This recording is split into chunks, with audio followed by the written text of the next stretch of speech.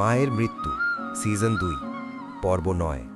আজিমপুর কবরস্থানের লোহার গেটটা যখন রাহুলের পেছনে বন্ধ হলো, তখন ভোরের সূর্য ঢাকা আকাশে এক রক্তাক্ত আভা ছড়িয়ে দিয়েছে। শহরের পাওয়ার গ্রিড আবার সচল হয়েছে। স্ট্রিট লাইটগুলো নিভে গেছে, আর বহুতল ভবনগুলোর জানালা দিয়ে কৃত্রিম আলো উকি দিচ্ছে।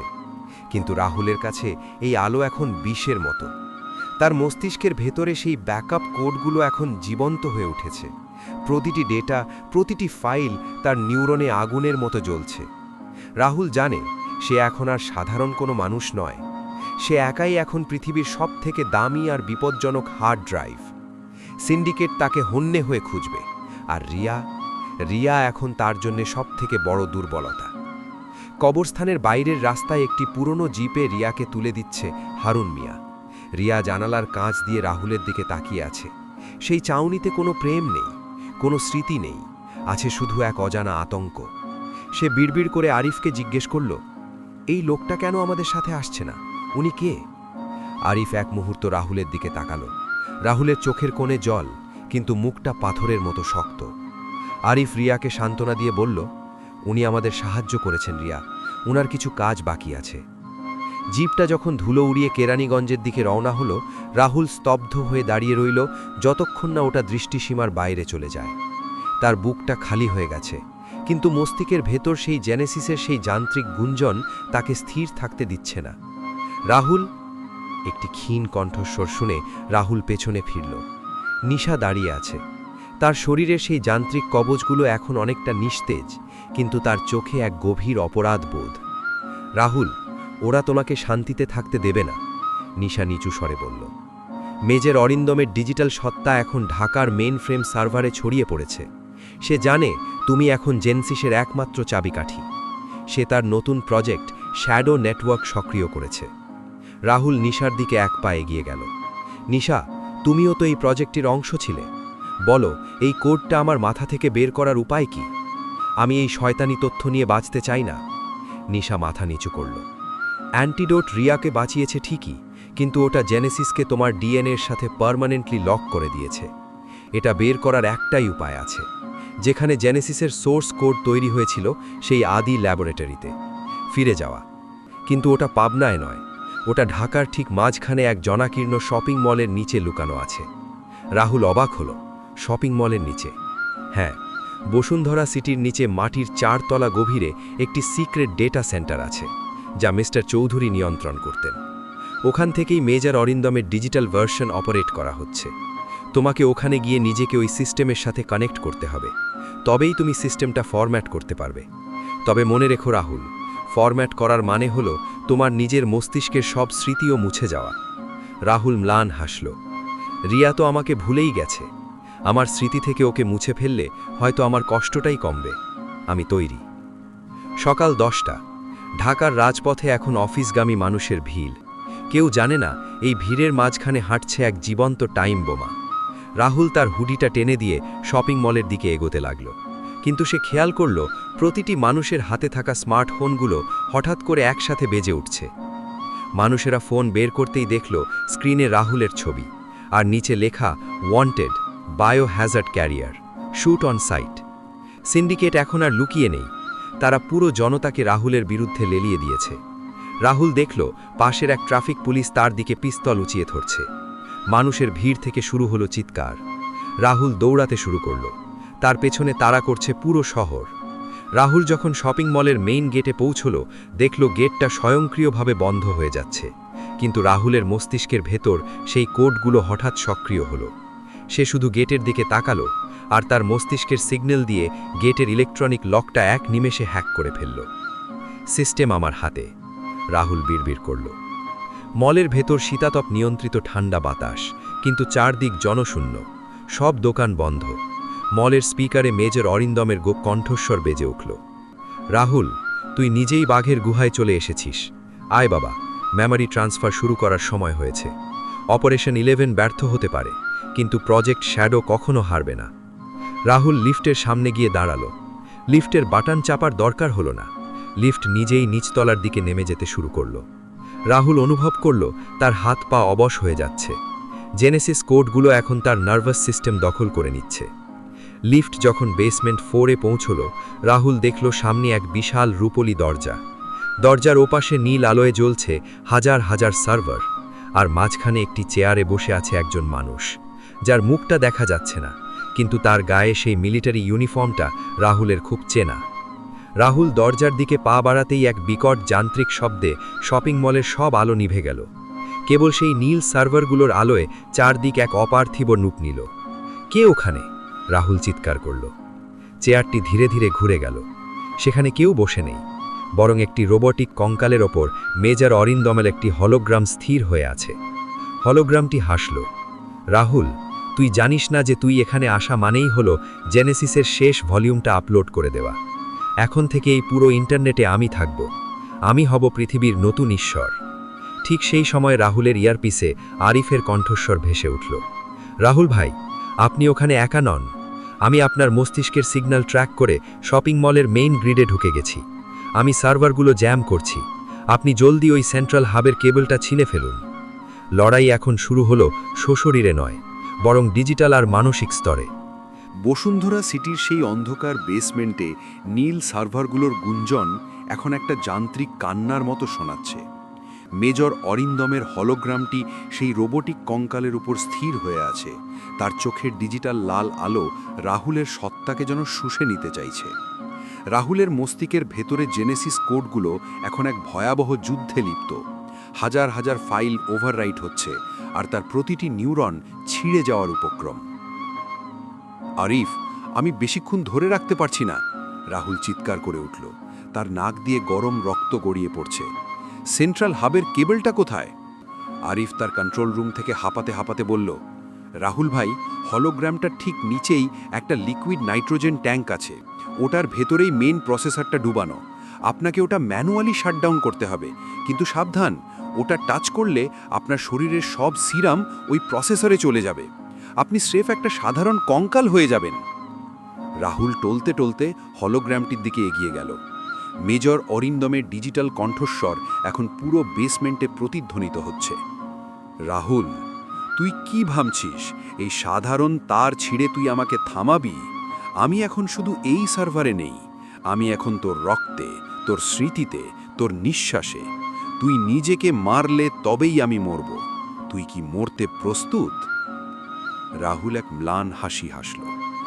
আমি তো সেই দিন মরে গিয়েছি বাবা, যেদিন মা আমাকে এই নরক থেকে বাঁচাতে গিয়ে নিজের কণ্ঠ হারিয়েছিলেন। আমি এখন কেবল একটা পাওনা শোধ করছি। রাহুল তার পকেটের সেই রক্তমাখা লোহার চাবিটা বের করল। চাবিটা এখন আর কোনো যান্ত্রিক যন্ত্র নয়, ওটা এখন তার ক্রোধের প্রতীক। সে ঝাঁপিয়ে পড়ল সেই লিকুইড নাইট্রোজেন ট্যাঙ্কের উপর। ঠিক সেই মুহূর্তে হলোগ্রামটি এক ভয়াবহ রূপ ধারণ করল। অরিন্দমের মুখটা বিকৃত হয়ে জেনেসিসের সেই শয়তানি লোগোতে বদলে গেল। বেসমেন্টের চারপাশ থেকে রোবোটিক বাহুগুলো রাহুলকে জাপটে ধরার জন্য বেরিয়ে এলো। না! রাহুল চিৎকার করে তার হাতের চাবিটা সরাসরি প্রসেসরের মেন পোর্টে বসিয়ে দিল। এক প্রচণ্ড বৈদ্যুতিক বিস্ফোরণ হলো। রাহুলের শরীরের ভেতর থেকে নীল বিদ্যুতের রেখাগুলো প্রসেসরের ভেতরে ঢুকে যেতে লাগলো। রাহুল অনুভব করল তার মস্তিষ্কের সব স্মৃতি, রিয়ার সাথে কাটানো মুহূর্তগুলো, মায়ের হাসি, আরিফের সাথে সেই পাগলামি, সব একটা ভ্যাকিউম ক্লিনারের মতো শুষে নেওয়া হচ্ছে। তার চোখ দুটো সাদা হয়ে এলো। সিস্টেম ফরম্যাটিং, এক যান্ত্রিক নারী কণ্ঠস্বর বেজে উঠল। মেজর অরিন্দমের হলোগ্রামটি আর্তনাদ করে বাতাসে মিলিয়ে যেতে লাগল। না, এটা হতে পারে না, আমার ৩০ বছরের সাধনা। হলোগ্রামটি মিলিয়ে যাওয়ার শেষ মুহূর্তে রাহুল একটি অস্পষ্ট অবয়ব দেখল। সেটি তার বাবার আসল অবয়ব নয়, বরং সেটি ছিল মাসুমের। মাসুম কি তবে মারা যায়নি, নাকি মাসুমই ছিল এই ডিজিটাল অরিন্দমের আসল উৎস? 10 মিনিট পর বেসমেন্টের আগুন নেভানোর স্বয়ংক্রিয় স্প্রিংকলারগুলো থেকে পানি পড়ছে। পুরো ফ্লোর এখন ধোঁয়া আর বাষ্পে ভরা। আরিফ আর নিশা হন্তদন্ত হয়ে বেসমেন্টে ঢুকল। তারা দেখল রাহুল প্রসেসরের উপর উপুর হয়ে পড়ে আছে। তার শরীরটা এখন একদম স্বাভাবিক মানুষের মতো, নীল আলোর কোনো চিহ্ন নেই। আরিফ রাহুলকে জড়িয়ে ধরল। রাহুল ভাই, চোখ মেলুন, রাহুল ভাই। রাহুল ধীরে ধীরে চোখ খুলল, কিন্তু তার চোখের সেই তীক্ষ্ণতা আর নেই। সে আরিফের দিকে তাকিয়ে খুব সাধারণ গলায় জিজ্ঞেস করল, আপনি কে? আমি এখানে কি করছি? মা কোথায়? আরিফ স্তব্ধ হয়ে গেল। নিশা দেওয়ালের সাথে হেলান দিয়ে বসে পড়ল। রাহুল তার স্মৃতি হারিয়ে ফেলেছে। জেনেসিস প্রজেক্ট ধ্বংস হয়েছে ঠিকই, কিন্তু তার বিনিময়ে রাহুল তার পুরো পরিচয় বিসর্জন দিয়েছে। রাহুল ভাই, আপনি আপনি আমাদের বন্ধু। আরিফ গলায় চাপা ধরা কান্নায় বলল। আমরা বাড়ি যাচ্ছি। তারা যখন রাহুলকে নিয়ে শপিং মলের বাইরে বের হয়ে এলো, দেখল ঢাকার আকাশে বৃষ্টি নামছে। শহরের সব বিলবোর্ডের সেই ওয়ান্টেড পোস্টারগুলো ধুয়ে মুছে যাচ্ছে। জেনেসিস নেটওয়ার্ক চিরতরে বন্ধ হয়ে গেছে। 1 সপ্তাহ পর কেরানীগঞ্জের সেই ইটভাটার পাশে একটা ছোট কুঁড়ে ঘর। রিয়া জানালার পাশে বসে সেলাই করছিল। তার স্মৃতি এখনো ফিরে আসেনি, কিন্তু সে এখন শান্ত। রাহুল বারান্দায় বসে এক দৃষ্টিতে নদীর দিকে তাকিয়ে আছে। সে রিয়াকে চেনে না, রিয়াও তাকে চেনে না। তারা এখন দুজন সম্পূর্ণ অচেনা মানুষ, যারা একই ভাগ্যের শিকার। আরিফ দূরে দাঁড়িয়ে তাদের দেখছিল। তার হাতে মায়ের সেই পুরনো আধপোড়া ডায়েরিটা। ডায়েরির শেষ পাতাটা সে ছিঁড়ে নদীতে ভাসিয়ে দিল। এখন ওরা শান্তিতে বাঁচুক, আরিফ বিড়বিড় করল। কিন্তু ঠিক সেই সময় বনের ওপাশ থেকে একটা কালো রঙের এসইউভি গাড়ি ধীর গতিতে ইটভাটার দিকে এগিয়ে এলো। গাড়ি থেকে একজন মানুষ নামল, যার পরনে দামি স্যুট, চোখে সানগ্লাস। সে পকেট থেকে একটা স্যাটেলাইট ফোন বের করে বলল, স্যার, সাবজেক্ট 0 এবং সাবজেক্ট রিয়া এখন সম্পূর্ণ ক্লিন। তাদের মেমোরি ইরেজ করা হয়েছে। এখন সিজন 3 এর অপারেশন পুনর্জন্ম শুরু করার উপযুক্ত সময়। লোকটি সানগ্লাস সরাতেই দেখা গেল তার হাতে সেই পরিচিত বাজ পাখির উল্কি, কিন্তু এবার লোগোটার রং লাল নয়, বরং সোনালি। কেরানীগঞ্জের সেই শান্ত ইটভাটার কুড়ে ঘরে এখন সন্ধ্যা নেমে এসেছে। বিকেলের বৃষ্টির পর ভেজা মাটির একটা মিষ্টি গন্ধ বাতাসে ভাসছে। রাহুল বারান্দার খুঁটিতে হেলান দিয়ে বসে আছে। তার চোখে দৃষ্টিতে সেই আগের তীক্ষ্ণতা নেই, বরং এক অদ্ভুত সারল্য খেলা করছে। সে তার হাতের তালুর সেই কাটা দাগটার দিকে তাকিয়ে আছে, যেন মনে করার চেষ্টা করছে এটি কোনো যুদ্ধের ক্ষত নাকি স্রেফ অসাবধানতার ফল। রিয়া ভেতর থেকে এক গ্লাস পানি নিয়ে বেরিয়ে এলো। সে রাহুলের সামনে এসে থমকে দাঁড়ালো। দুজনেরই স্মৃতি মুছে গেছে, কিন্তু এক অজানা সুতোর টানে তারা যেন একে অপরের ছায়া হয়ে আছে। আপনার নাম কি সত্যিই রাহুল? রিয়া খুব নিচু স্বরে প্রশ্ন করল। রাহুল একটু ইতস্তত করে বলল, আরিফ ভাই তো তাই বললেন, কিন্তু আমার কেন জানি মনে হয় আমি অন্য কেউ ছিলাম। আপনার কিছু মনে পড়ছে? রিয়া মাথা নাড়ল। না, শুধু মাঝে মাঝে ঘুমের মধ্যে এক মহিলার কণ্ঠ শুনি। তিনি আমাকে বলেন, পালিয়ে যা রিয়া, পালিয়ে যা। কিন্তু কোথায় পালাবো তা জানি না।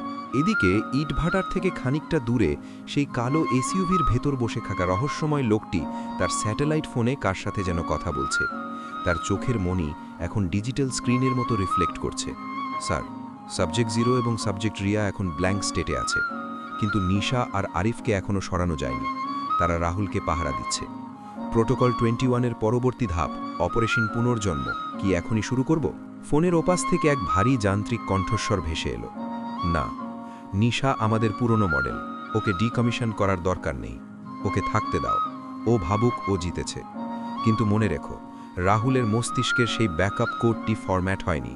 ওটা কেবল হাইড করা হয়েছে। ওকে এখন একটি মানসিক ট্রিগার দিতে হবে। সেই রহস্যময় লোকটি পকেট থেকে একটি ছোট রূপালী রঙের কয়েন বের করল। কয়েনটির এক পিঠে বাজ পাখি আর অন্য পিঠে একটি ছোট ঘড়ির ছবি। সে কয়েনটি আঙুল দিয়ে ফ্লিপ করল। রাতে খাবার পর আরিফ আর রাহুল নদীর পাড়ে হাঁটছিল। আরিফ রাহুলের বর্তমান অবস্থা দেখে মনে মনে একদিকে খুশি, আবার অন্যদিকে খুব আতঙ্কিত। খুশি কারণ রাহুল এখন সব যন্ত্রণা থেকে মুক্ত, আর আতঙ্কিত কারণ সে জানে এই শান্তি বেশি দিন টিকবে না। রাহুল ভাই, আপনি কি কাল একবার ঢাকা শহরে যাবেন? আরিফ হঠাৎ জিজ্ঞেস করল। রাহুল অবাক হয়ে তাকালো। কেন আরিফ ভাই? আমার কেন জানি শহরটাকে খুব ভয় লাগে। মনে হয় ওখানে গেলে আমার খুব পরিচিত কেউ আমাকে মেরে ফেলবে। আরিফ রাহুলের কাঁধে হাত রাখল। ভয় পাবেন না, আমি আপনার সাথে আছি। আসলে ওই শপিং মলের বেসমেন্টে একটা জিনিস আপনার পকেট থেকে পুড়ে গিয়েছিল। ওটা মায়ের একটা লকেট। আরিফ মিথ্যে বলছে না। সে চাচ্ছে রাহুলের স্মৃতি যদি কোনোভাবে স্বাভাবিক উপায়ে ফিরে আসে। সে চায় না জেনেসিস প্রজেক্টের সেই কোডগুলো আবার জোর করে রাহুলকে গ্রাস করুক। ঠিক সেই সময় অন্ধকারের ভেতর থেকে একটি তীক্ষ্ণ শীষ দেওয়ার শব্দ ভেসে এলো। আরিফ সতর্ক হয়ে পকেট থেকে তার ছোট রিভলভারটি বের করল। কিন্তু কিছু বুঝে ওঠার আগেই বন থেকে একটি ড্রোন বেরিয়ে এলো।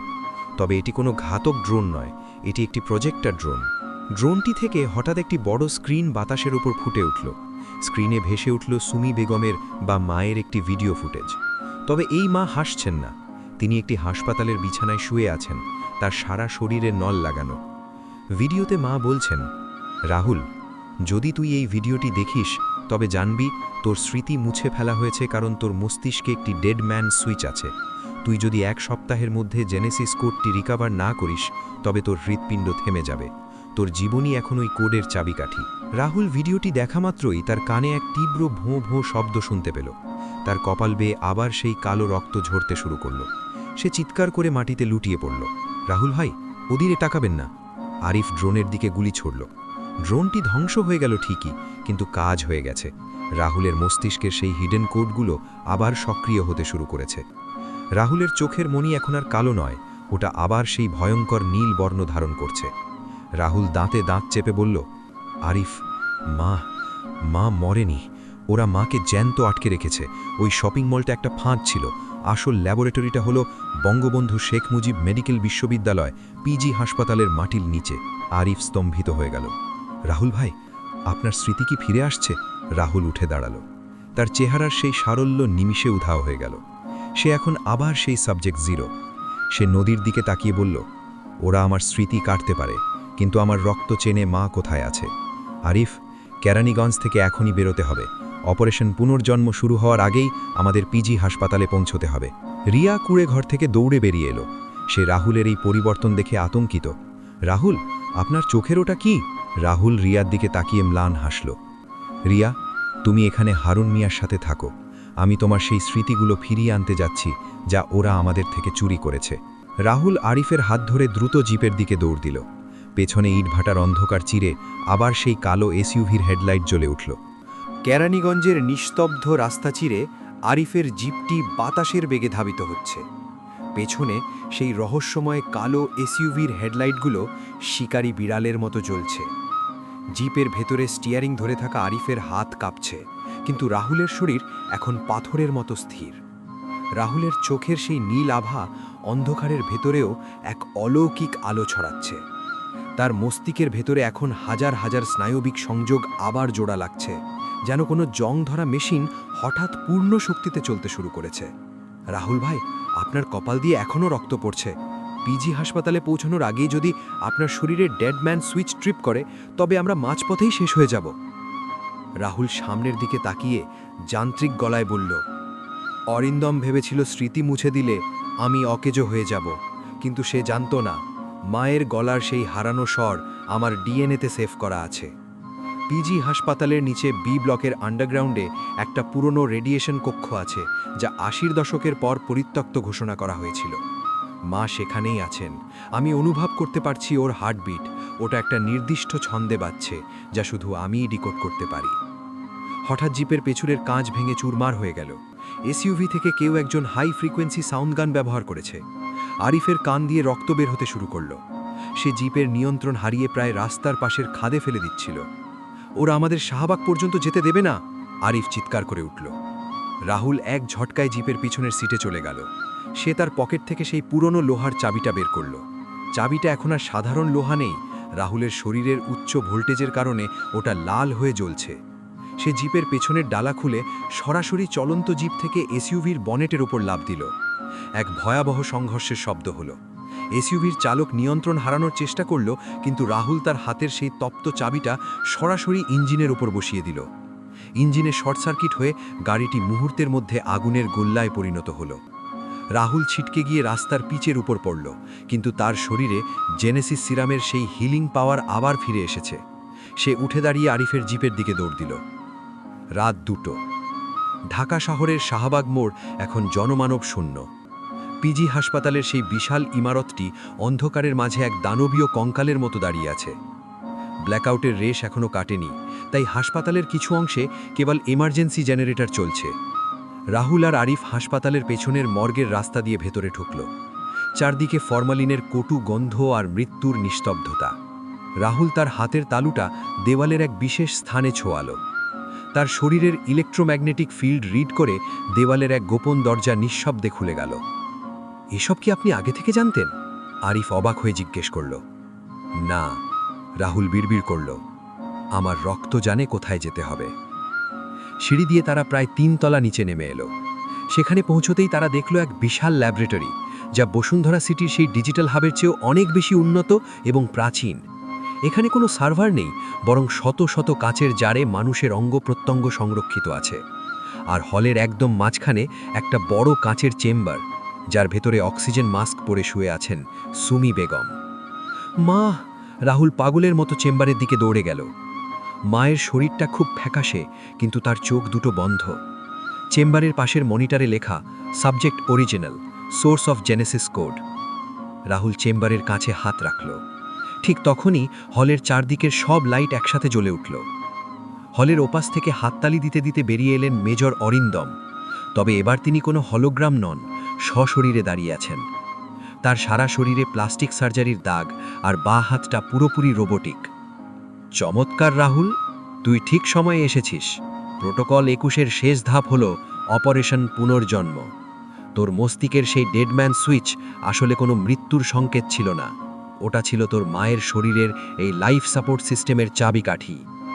তুই এখানে আসার মানেই হলো তোর মস্তিষ্কের কোড ব্যবহার করে তোর মায়ের শরীর থেকে সবটুকু জীবনী শক্তি আমার এই নতুন ক্লোন বডিতে ট্রান্সফার করা।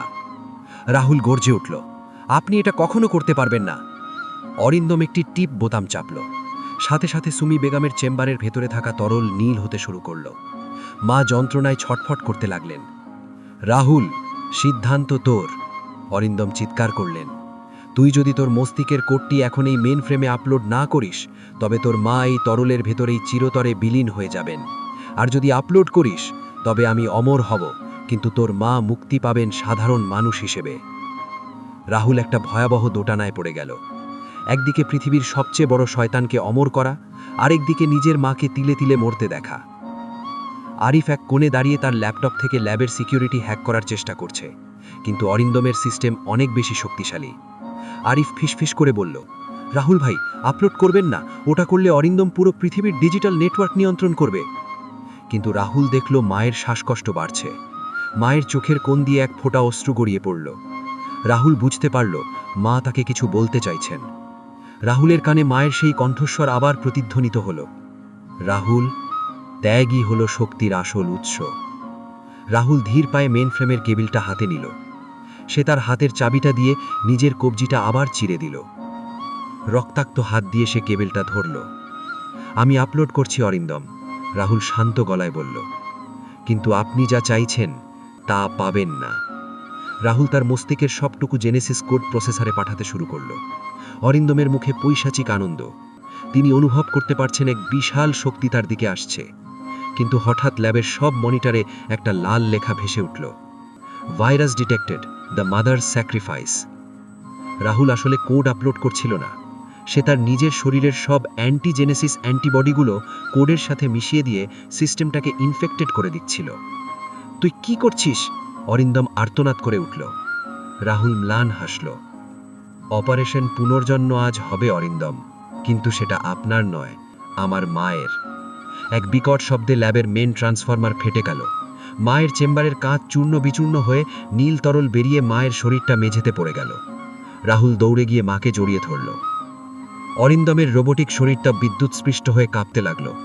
তার ডিজিটাল অস্তিত্ব এখন ভাইরাসে আক্রান্ত হয়ে ডিলিট হতে শুরু করল। তিনি দেওয়ালে আছড়ে পড়লেন। রাহুল, তুই সব শেষ করে দিলি। অরিন্দমের কণ্ঠস্বর ধীরে ধীরে মিলিয়ে গেল। পুরো আন্ডারগ্রাউন্ড ল্যাবরেটরিতে এখন আগুন লেগে গেছে। আরিফ চিৎকার করে বলল, রাহুল ভাই, সিলিং ধসে পড়ছে, জলদি বেরোতে হবে। রাহুল মাকে কোলে তুলে নিল। মায়ের নাড়ি এখন স্বাভাবিক, মায়ের মুখটা এখন শান্ত। কিন্তু রাহুল যখন বেরোতে যাবে, সে দেখল ল্যাবের সেই ধ্বংসাস্তূপের মাঝখানে একটা সলিল সমাধি থেকে একটা হাত বেরিয়ে আসছে। সেটি অরিন্দমের নয়, সেটি অন্য কারোর। তারা যখন পিজি হাসপাতালের সিঁড়ি দিয়ে উপরে উঠে এলো, ভোরের আলো শাহবাগের আকাশে ফুটতে শুরু করেছে। রাহুল মাকে এক ঘাসের উপর শুইয়ে দিল। মা ধীর লয়ে চোখ খুলল। তিনি রাহুলের মুখটা ছুঁয়ে দেখলেন। রাহুল, তুই করেছিস? মায়ের কণ্ঠস্বর এখন আর যান্ত্রিক নয়, একদম স্বাভাবিক। রাহুল মায়ের হাত জড়িয়ে ধরে কাঁদতে লাগল। হ্যাঁ মা, সব শেষ। কিন্তু দূরে দাঁড়িয়ে থাকা আরিফ তার ট্যাবলেটে একটি নতুন সিগন্যাল পেল। জেনেসিস প্রজেক্টের সেই সোনালি বাজ পাখির চিহ্নটি আবার উজ্জ্বল হয়ে উঠেছে। আর এবার ওটার লোকেশন দেখাচ্ছে সুইস ব্যাংক হেডকোয়ার্টার্স। পিজি হাসপাতালের সেই ভূগর্ভস্থ ল্যাবরেটরির ভেতরে আগুনের লেলিহান শিখা এখন দানবীয় রূপ ধারণ করেছে। চারদিকের কাচের জারগুলো ফেটে গিয়ে রাসায়নিক তরল মেঝেতে গড়িয়ে পড়ছে, আর সেই তরল আগুনের সংস্পর্শে আসতেই নীলচে ধোঁয়া সৃষ্টি করছে। রাহুল তার মাকে পাঁজা কোলা করে ধরে ধসে পড়া ছাদের টুকরো আর জ্বলন্ত কেবলগুলো এড়িয়ে সিঁড়ির দিকে দৌড়াচ্ছে। পেছনে আরিফ তার ভাঙা ল্যাপটপটা বুকে জড়িয়ে কোনো মতে রাহুলের পায়ের ছাপ অনুসরণ করছে। এক বিকট বিস্ফোরণে সিঁড়ির নিচের অংশটা ধসে পড়ল। রাহুল তার মস্তিষ্কের ভেতরে সেই জেনেসিস কোডগুলো এখন শেষবারের মতো ব্যবহার করল। সে অনুভব করতে পারছে এই ভবনের প্রতিটি লোহার বিমের অবস্থান। সে তার হাতের অবশিষ্ট বিদ্যুৎ শক্তি দিয়ে দেওয়ালে এক প্রচণ্ড ধাক্কা দিল, যা দেওয়ালের এক দুর্বল অংশকে তাসের ঘরের মতো ভেঙে ফেলল। তারা যখন শাহবাগের খোলা রাস্তায় আছড়ে পড়ল, তখন ভোরের প্রথম আলো পিচ ঢালা রাস্তার ওপর চিকচিক করছে। রাহুল তার মাকে ঘাসের গালিচায় শুইয়ে দিল। সুমি বেগম মা ধীর লয়ে চোখ খুললেন। তিনি কাঁপা কাঁপা হাত বাড়িয়ে রাহুলের মুখটা স্পর্শ করলেন। রাহুল, তুই করেছিস বাবা, তুই জেনেসিসের সেই অভিশপ্ত শিকল ভেঙে দিয়েছিস। রাহুল মায়ের হাত জড়িয়ে ধরে অঝরে কাঁদতে লাগল। মা, আমি সব হারিয়েছি, কিন্তু আপনাকে ফিরে পেয়েছি, এটাই আমার জয়। ঠিক সেই সময় আরিফ তার ট্যাবলেটে একটি তীক্ষ্ণ সিগন্যাল পেল। সে চমকে উঠে স্ক্রিনের দিকে তাকালো। রাহুল ভাই, এটা সম্ভব না। মেজর অরিন্দমের ডিজিটাল সিগন্যাল ডিলিট হয়নি। একটি এনক্রিপ্টেড ডেটা প্যাকেট সরাসরি সুইজারল্যান্ডের একটি প্রাইভেট স্যাটেলাইটে গিয়ে পৌঁছেছে, আর ওটার নাম প্রজেক্ট নেমেসিস। রাহুল উঠে দাঁড়ালো। তার শরীরে সেই নীল আভা এখন নেই, কিন্তু তার চোখে এক নতুন সংকল্প। হঠাৎ হাসপাতালের সেই ধ্বংসাস্তূপের ভেতর থেকে একটি ছায়া বেরিয়ে এলো। তার সারা শরীর পোড়া, জামাকাপড় ছিন্ন ভিন্ন। লোকটি টলতে টলতে রাহুলের দিকে এগিয়ে আসছে। কাছে আসতেই দেখা গেল লোকটি আর কেউ নয়, মাসুম। মাসুমের অর্ধেক মুখ পুড়ে কঙ্কাল হয়ে গেছে। সে রাহুলের দিকে তাকিয়ে কাঁদতে কাঁদতে বলল, রাহুল ভাই, আমাকে মুক্তি দে। অরিন্দম আমার মস্তিষ্কের নিউরনে একটা ব্যাকআপ চিপ বসিয়ে দিয়েছে। সে এখন আবার শরীর ব্যবহার করে আবার ফিরে আসতে চাইছে। প্লিজ আমাকে শেষ করে দে। রাহুল দেখল মাসুমের সেই যান্ত্রিক চোখের মণি লাল হয়ে উঠছে। অরিন্দমের কণ্ঠস্বর মাসুমের মুখ দিয়ে বেরিয়ে এলো, রাহুল, তুই আমাকে মারতে পারবি না। আমি এখন মাসুমের প্রতিটি কোষে মিশে আছি। রাহুল তার পকেটের সেই রক্তমাখা চাবিটা সরাসরি মাসুমের সেই যান্ত্রিক চোখের ভেতর আমূল বসিয়ে দিল। এক বিশাল বৈদ্যুতিক ঝলকানি আর মাসুমের শেষ চিৎকারে পুরো শাহবাগ কেঁপে উঠল। মাসুম নিথর হয়ে মাটিতে লুটিয়ে পড়ল। অরিন্দমের সশরীরে উপস্থিতির সব শেষ চিহ্নটুকু মুছে গেল। এক সপ্তাহ পর ঢাকার একটি গোপন সেফ হাউসে মা এবং আরিফের সাথে রাহুল বসে আছে। তারা ভাবছে সব শেষ। রিয়া এখন কেরানীগঞ্জে নিরাপদে, যদিও সে রাহুলকে চেনে না। রাহুল তার হাতের সেই পুরনো ডায়েরিটা আগুনে পুড়িয়ে দিল। এখন আমরা সাধারণ মানুষ হিসেবে বাঁচব। রাহুল মৃদু হাসল। ঠিক তখনই দরজায় একটা পার্সেল এলো। পার্সেলটি খুলতেই রাহুলের রক্ত হিম হয়ে গেল। ভেতরে একটি ছোট লকেট, যা হুবহু রিয়ার লকেটের মতো, আর তার সাথে একটি চিঠি। চিঠিতে মাত্র একটি বাক্য লেখা, তুমি কি ভেবেছিলে তোমার মাই একমাত্র সাবজেক্ট অরিজিনাল? তোমার বাবার মৃতদেহ কি তুমি কখনো দেখেছ রাহুল? রাহুলের মস্তিষ্কের ভেতরে হঠাৎ একটি নতুন ফোল্ডার আনলক হলো। স্ক্রিনে ফুটে উঠল ১৯৭৫ সালের একটি গোপন ফাইল। ফাইলে একটি ছবি, সেখানে মেজর অরিন্দমের পাশে দাঁড়িয়ে আছেন রাহুলের মা, আর তাদের কোলে দুটি নয়, ৩টি শিশু। রাহুল অস্ফুট স্বরে বলল, ৩টি? মাসুম আর আমি ছাড়া তৃতীয় জনকে? হঠাৎ সেফ হাউসের পেছনের জানালা দিয়ে এক লেজার পয়েন্টার রাহুলের বুকে স্থির হলো। আর ঠিক সেই মুহূর্তে রাহুলের ফোনের ওপার থেকে এক অতি পরিচিত কণ্ঠস্বর ভেসে এলো, যে কণ্ঠস্বরটি হুবহু রাহুলের মতোই। হ্যালো ভাই, সিজন 3-তে আমাদের দেখা হচ্ছে। আমি তোমার সেই অংশ যা মা কখনো তোমাকে বলেননি। I am subject alpha.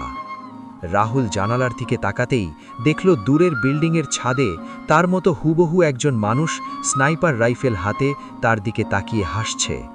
Major Arindam মরেননি, তিনি আসলে রাহুলের এক তৃতীয় সত্তার ভেতরে লুকিয়ে আছেন। মায়ের মৃত্যু রহস্যের শেষ পাতাটি এখন এক বিশাল ষড়যন্ত্রের প্রথম পাতায় পরিণত হল। সিজন 3 দ্য ট্রিনিটি ওয়ার আসছে। যেখানে স্মৃতি শেষ হয় সেখান থেকেই শুরু হয় আসল প্রতিশোধ। সিজন 3 এর প্রথম পর্ব খুব শীঘ্রই আসছে। আপনি কি তৈরি সেই চূড়ান্ত সত্যের মুখোমুখি হতে?